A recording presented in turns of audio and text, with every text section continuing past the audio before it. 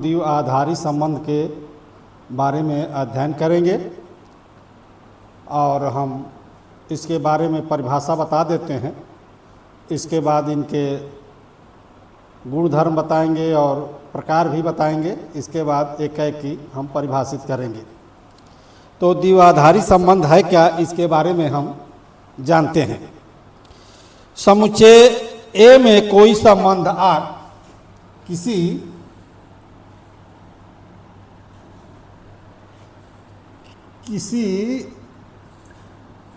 समुच्चय ए में कोई संबंध आर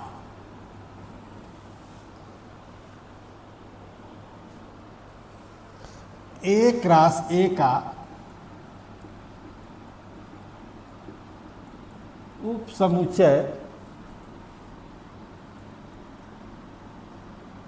होता है। समुच्चय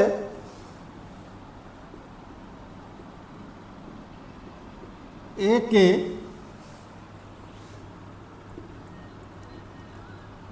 युग्मों के रूप में प्राप्त संबंध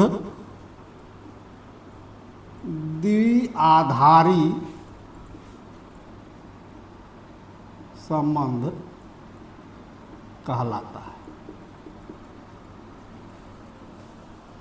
यहाँ पर आपने देखा कि किसी समुच्चय पर R is a subset of A cross A. अब हम द्विआधारी संबंध के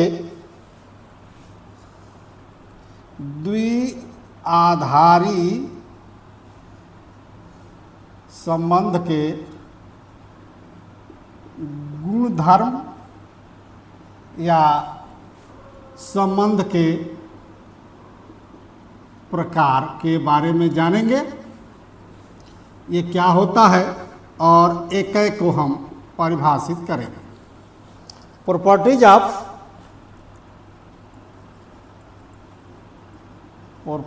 of binary relation,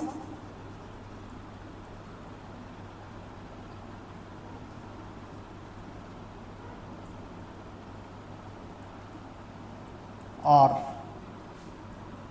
types of relation देखते हैं। इसके बारे में जानते हैं। संबंध कई प्रकार के होते हैं।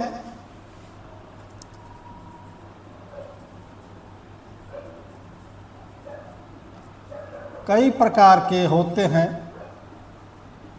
जिनमें से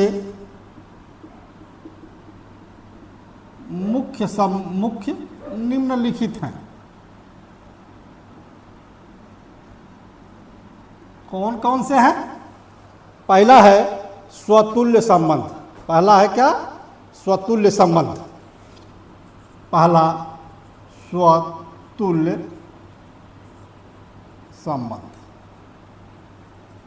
इसको हम कहते हैं रिफ्लेक्सिव रिलेशन। दूसरा है आपका सममित संबंध।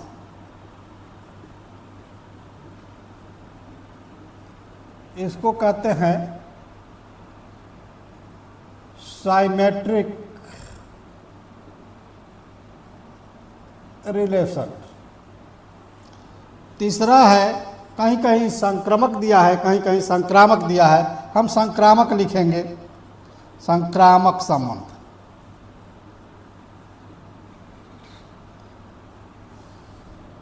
Transitive relation.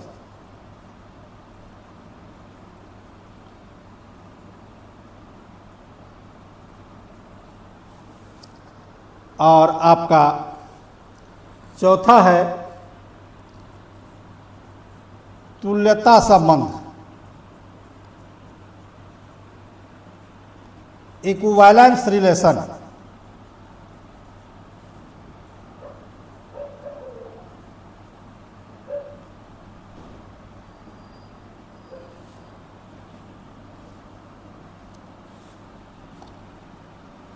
प्रतिसममित संबंध एंटी साइमेट्रिक रिलेशन। और एक और है छठवां रिलेशन जो है आपका आइडेंटिटी यानी तत्समक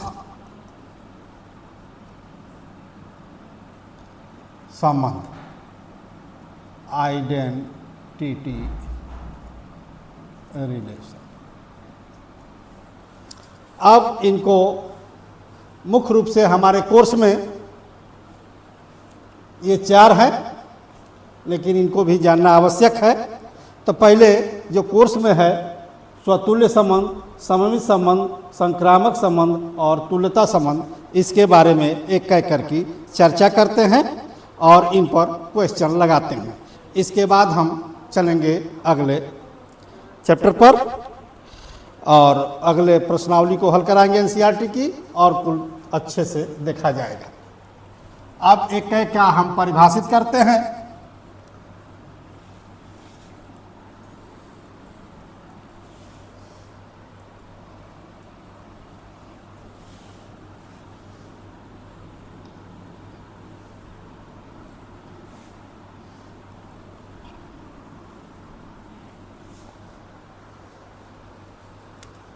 पहला जैसा आपको बताया गया था, स्वतुल्य संबंध रिफ्लेक्सिव रिलेशन परिभाषित करते हैं। एक बार परिभाषा बोल देते हैं, फिर इसको लिखाते हैं और समझाते हैं।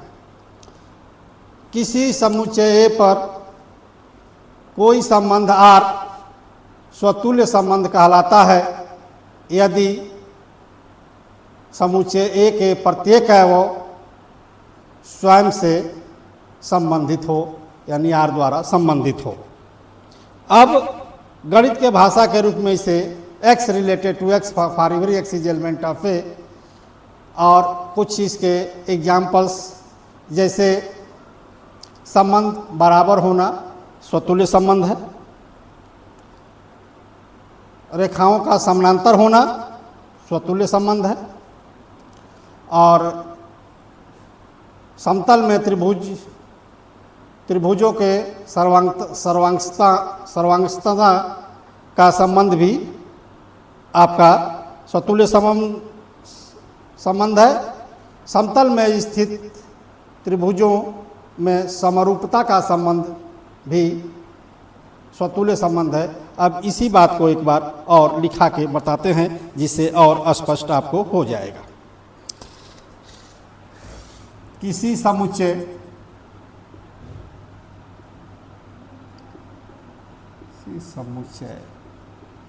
A पर कोई संबंध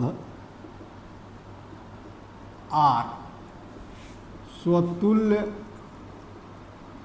संबंध कहलाता है यदि समुच्चय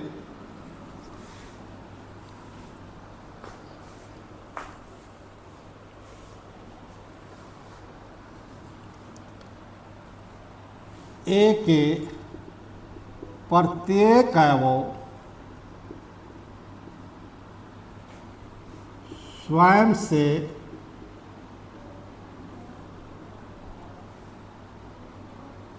R द्वारा संबंधित हो। गणितीय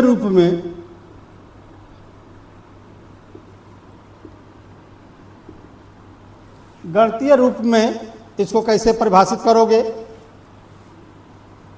किसी समुच्चय A पर कोई संबंध R स्वतुल्य संबंध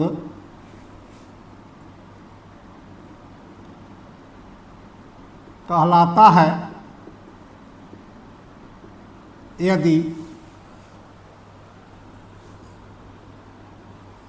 x is related to x for every x is element of A, या इसी को ऐसे लिख सकते हो x x element of R for every x is element of A।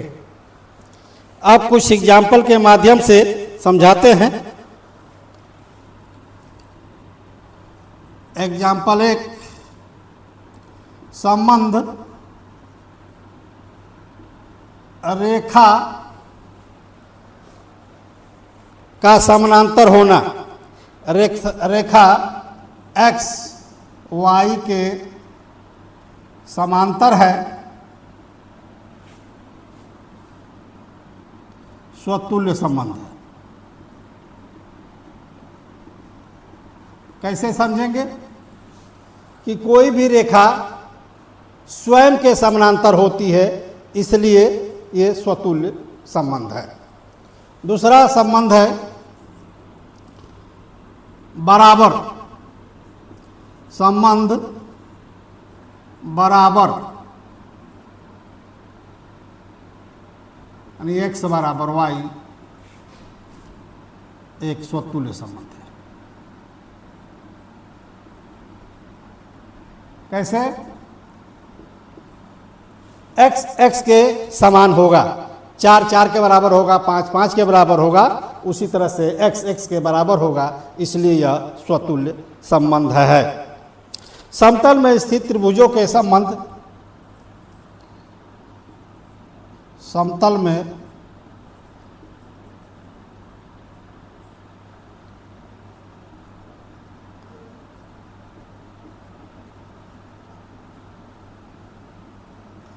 त्रिभुजों के संबंध सर्वांगसम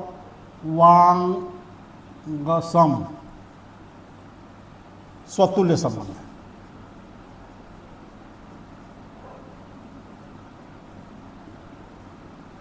क्योंकि प्रत्येक त्रिभुज स्वयं के सर्वांगसम होगी।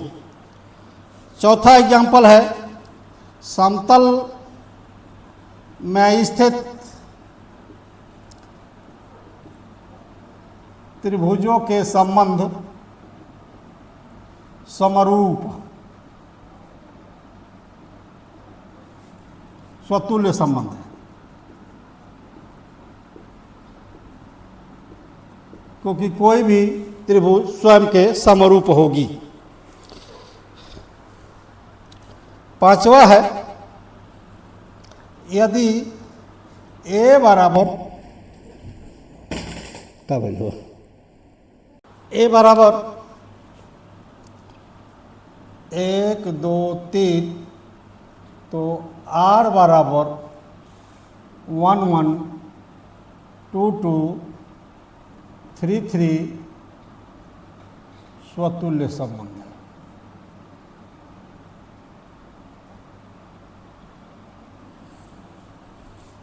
छठवां धन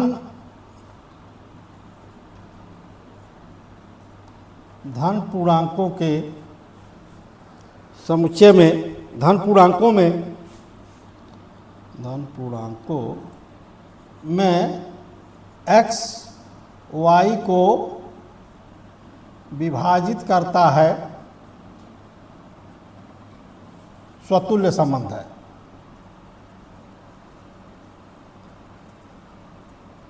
क्योंकि x को विभाजित करता है। अब हम इन एग्जाम्पल के माध्यम से बता दिए तो आपको सिद्ध करने में बहुत आसानी हो जाएगी। ये क्वेश्चन जरूर आता है। दूसरा है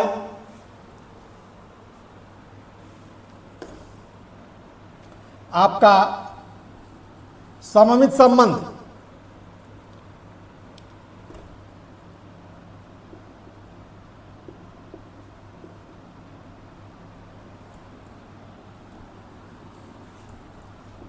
सममित संबंध सिमेट्रिक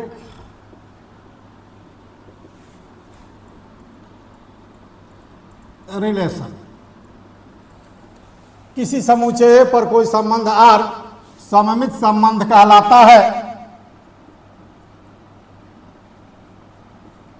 यदि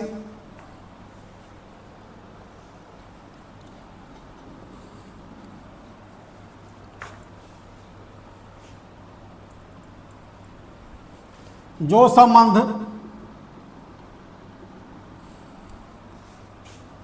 x का y से है यदि वही संबंध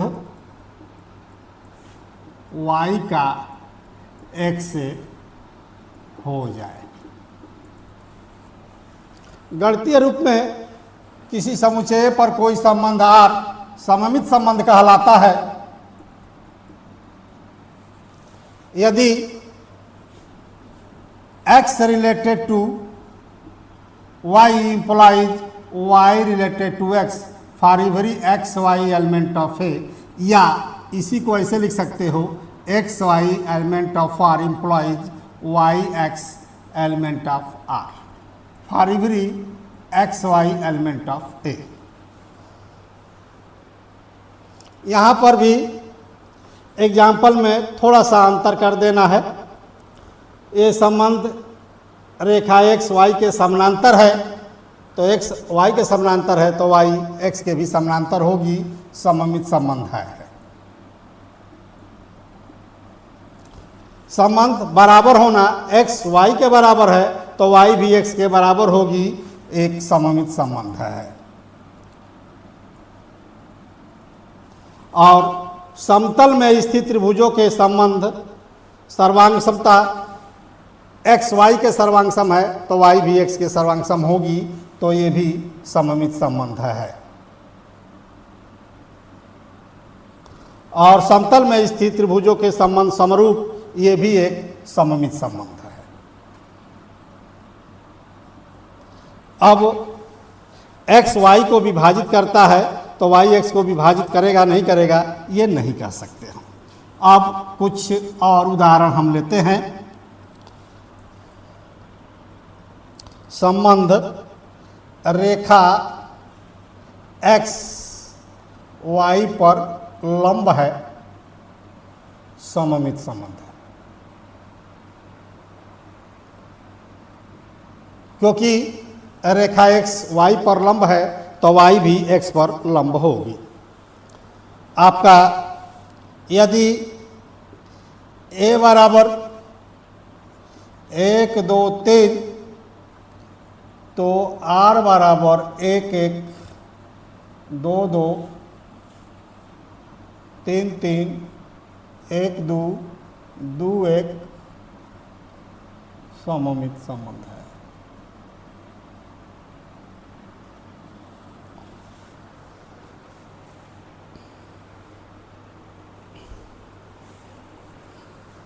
और एक और एग्जाम्पल,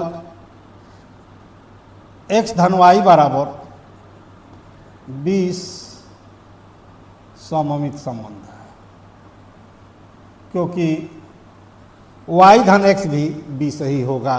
तो स्वतुल्य हम परिभाषित कर लिए, तो सममित परिभाषित करने में बहुत देर नहीं लगी। हमने एक बार और समझ लीजिए, किसी समुच्चय पर कोई संबंध R सममित संबंध कहलाता है यदि जो संबंध x का y से है यदि वही संबंध y का x में हो जाए।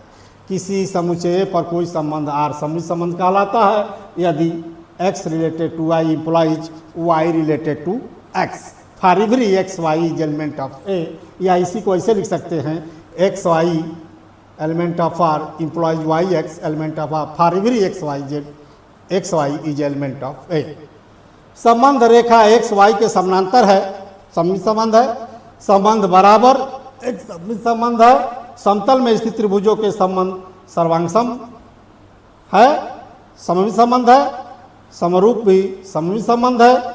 संबंध रेखा x y पर लंब है तो y भी x पर लंब होगा, सममित संबंध है। और a बराबर 1 2 3 तो r बराबर 1 1, उल्टा इसका 1 1 हो जाएगा, 2 2 का उल्टा 2 2 हो जाएगा, 3 का 3 3 हो जाएगा, 1 2 का उल्टा 2 1 हो जाएगा, तो ये भी सममित संबंध है। x y बराबर भी सममित संबंध है तो y धन x भी 20 होगा, इसलिए ये सममित संबंध है। अब हम तीसरा संक्रामक संबंध की हम परिभाषित करते हैं। ये भी बड़ी आसानी से कर लेंगे हम। संबंध चालू करो। संक्रामक संबंध, ट्रांजिटिव रिलेशन। किसी समुच्चय पर कोई संबंध R संक्रामक संबंध कहलाता है यदि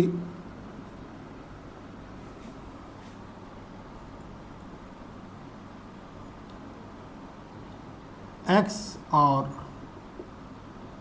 y में जो संबंध है वही संबंध y और z में है।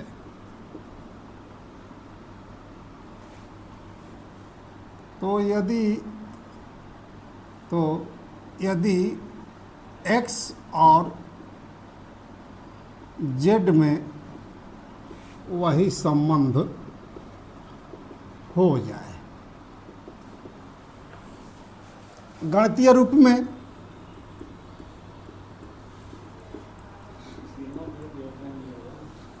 हाँ, किसी समुच्चय A पर कोई संबंध R संक्रामक संबंध कहलाता है यदि x related to y and y related to z, अर्थात जो संबंध x का y में है और y का z में है, यदि वही संबंध x का z में हो जाए तो इसे हम संक्रामक संबंध कहते हैं।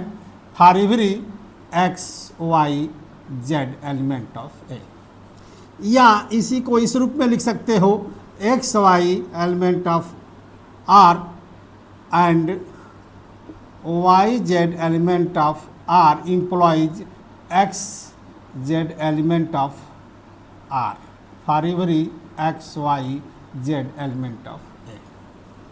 उदाहरण के लिए,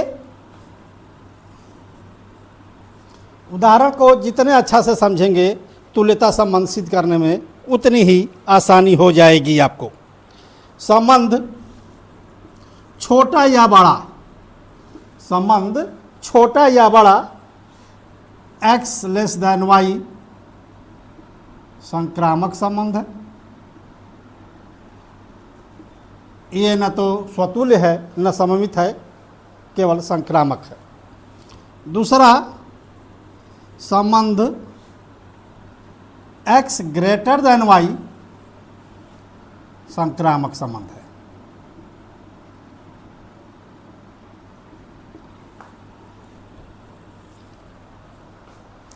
तीसरा संबंध है बराबर,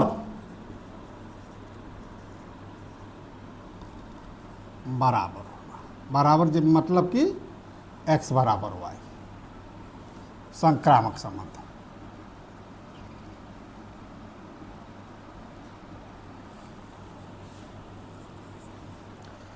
किसी परिवार, यदि ये किसी परिवार में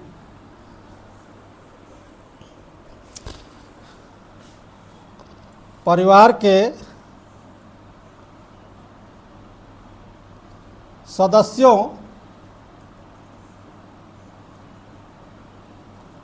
समुच्चय है तो भाई होना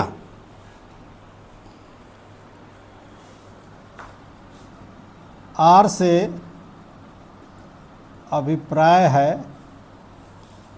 भाई होना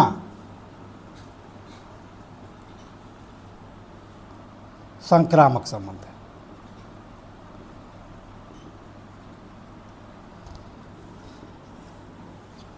चौथा, समतल में स्थित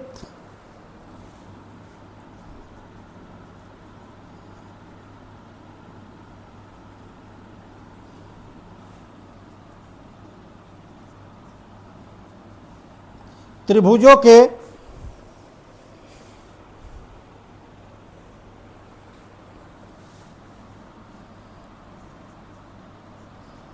समरूप या सर्वांगसम, दोनों समरूप हो जाए या सर्वांगसम हो जाए, संक्रामक संबंध है। पांचवा एग्जाम्पल आप ले सकते हो, एक ही चीज में हमने बता दिया है आपको, रेखाओं का समानांतर होना। समतल में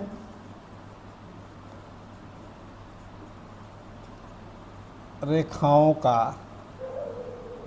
समांतर होना भी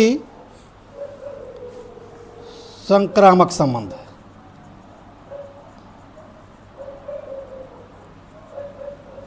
और एक और, समुच्चयों के समुच्चय में